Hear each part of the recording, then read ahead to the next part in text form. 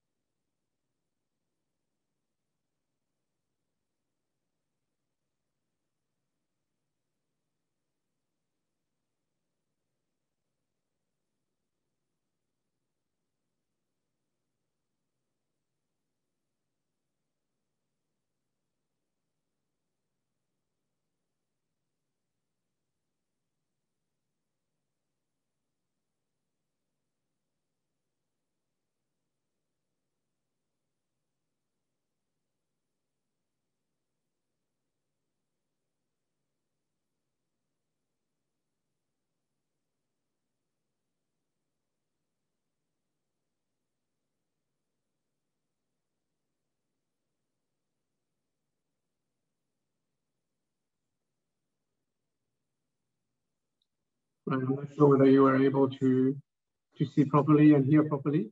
And then we had the second phase of Tahiti Comes to You, which was a way to bring Tahiti to the travelers since they were not able to travel to under the lockdown. Now, also to bring Tahiti to their homes, we had that video series of Tahiti Comes to You. That was actually recording locals sharing their passion for our islands and our culture. So we had some Tahitian dance experts. We had some how to make local food, swimming with sharks, and all this kind of subject. Now, then came the time where we heard that we were going to reopen. And so after that period, we had to get ready to promote our island as soon as it will reopen. And in order to be most effective, we decided to organize a market survey with our representative in all our source markets to first understand the new travelers' expectations post-COVID, and also to verify the strategy of other destinations for best practice. And we found out that outside the safety and protective measures that was naturally expected by travelers, the travelers wanted to move away from the crowd and from mass tourism. They were looking for some kind of slow tourism, like travel less to hold their hassles and the risks, but stay longer. They were looking for more authentic trips where they could share experiences with locals, particularly. And they wanted to, they were ready to go to more remote destinations.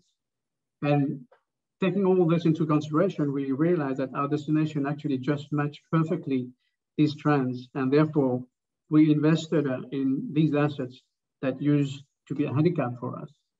So actually our remoteness and isolation became key assets for our destinations because we are secluded with a preserved environment, which is synonymous to protection.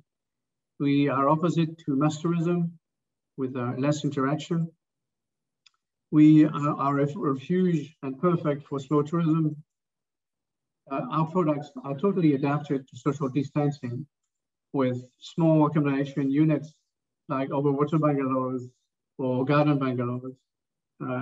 Mainly our activities are outdoors, and we only have small resident cruises with less than 300 passengers ship.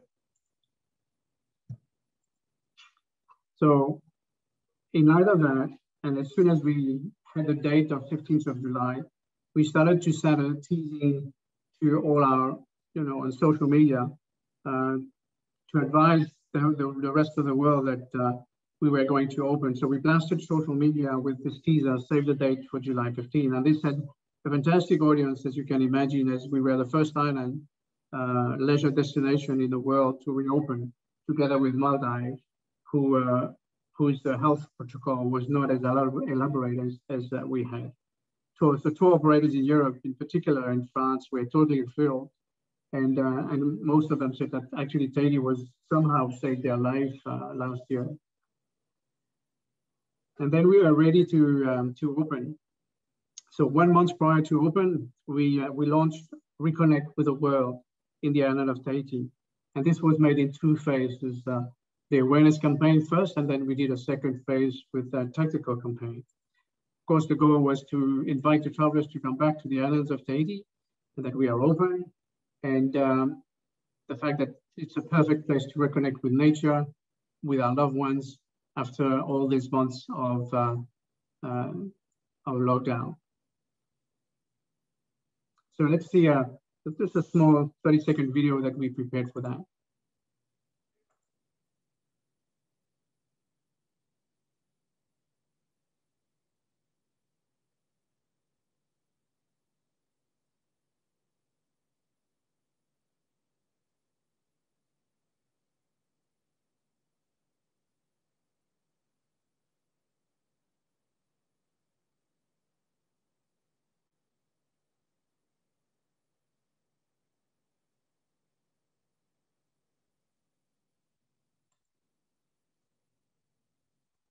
Right, so that was a small video.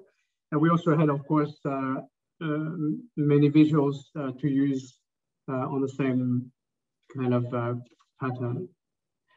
At the same time, we gathered all the major tourist stakeholders of French Polynesia, our international airline, our domestic airline, main hotels, guest houses, the cruises, and the large activity providers, to sign a common change and cancellation policy engagement to give more flexibility to our travelers and sellers of the destination, which obviously were exposed to border closures and change of entry formalities. So this was also widely published through tour operators, travel agents, and social media. Now, last, Tahiti Tourism has been also very involved and actively took part in the creating of visuals, booklets, and videos on protective measures and protocols to inform the population and the visitors. This contributed actually a lot to turn the island of Tahiti as being COVID prepared. That's an example of the video we produced.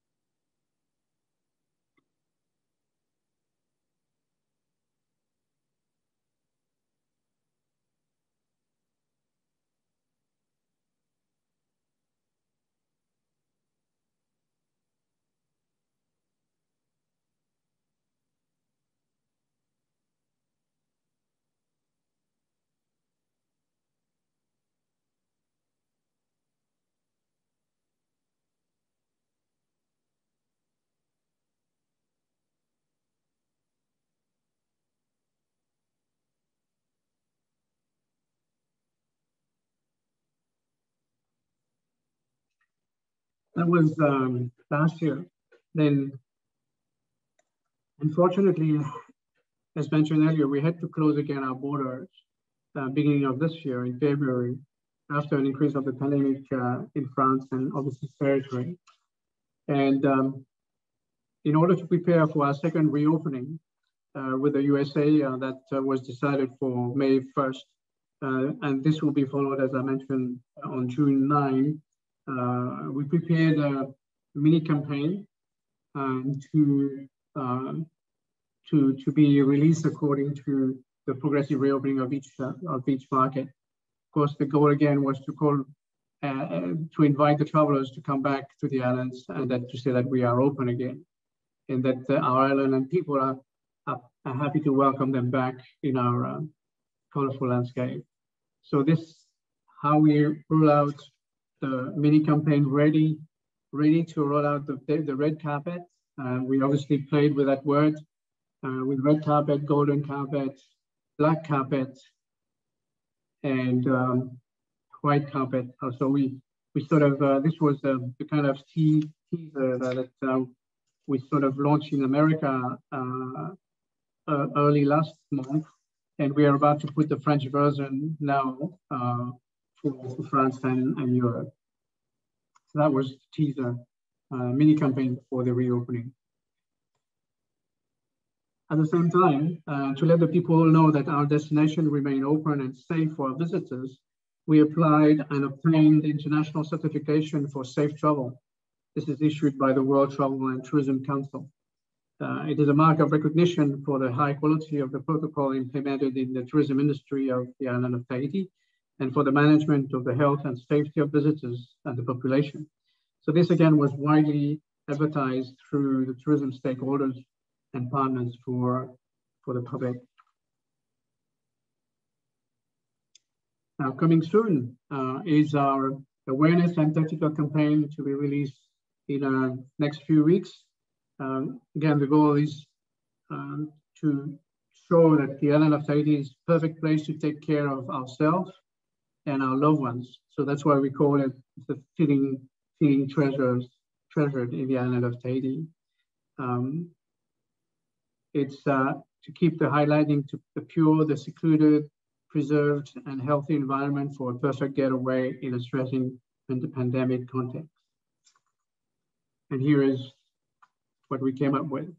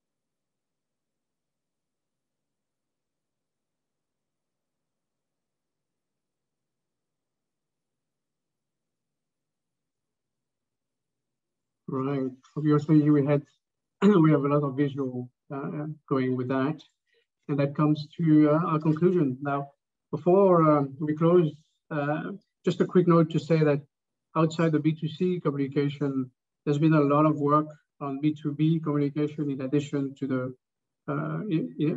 with a B2B communication. Sorry. First, the establishment of a Tahiti Tourism COVID-19 platform was created and this is for professionals only who sell Tahiti, which informs the states of the entire tourism sector of French Polynesia in real time, such the open or closed accommodation, the air conditions, their frequencies, health protocols, entry formalities, planned or canceled events, etc., etc. It was quite a very unique initiative, which was very appreciated by tour operators. We also organized a virtual one-to-one meeting with 2,500 meetings between 300 tour operators and from around the world and local service providers over a week for 24 hours a day, which we call it PPT Paraparau Tahiti. This was just happened 2 weeks ago. We created a lot of videos in-house to explain the health protocols for each tourism profession. And this was all broadcasted in prime time on local TV channels, as well as keeping the entry formalities up to date for all partners' information. We also launched cooperative campaigns with our domestic airline to push for local tourism, and most of all, created a credit voucher system accessible to all local population that they can use for traveling in the islands of Tahiti. And the principle is the further you go, the higher the credit is, and this has been very popular. And last, we continue obviously to support the tourism sector and the government in organizing campaigns in cooperation with the Ministry of Health and the High Commission. Now, in terms of conclusion, I would say that in addition to the economic and social aspect, this health crisis will have profoundly influenced tourism domestically, but also, of course, at the international level. In terms of trend, first, more travelers are looking for destination away from mass tourism. And our strategy, the island of Tahiti, is definitely going towards quality instead of quantity. The domestic tourism weight and consideration has obviously raised a lot in the eyes of the local stakeholders, but also in the eyes of the population, which rediscovered their own country. Slow and wellness tourism, where travelers take more time to experience the destination in a more authentic manner, is growing and matches well with the islands of Tahiti and our strategy.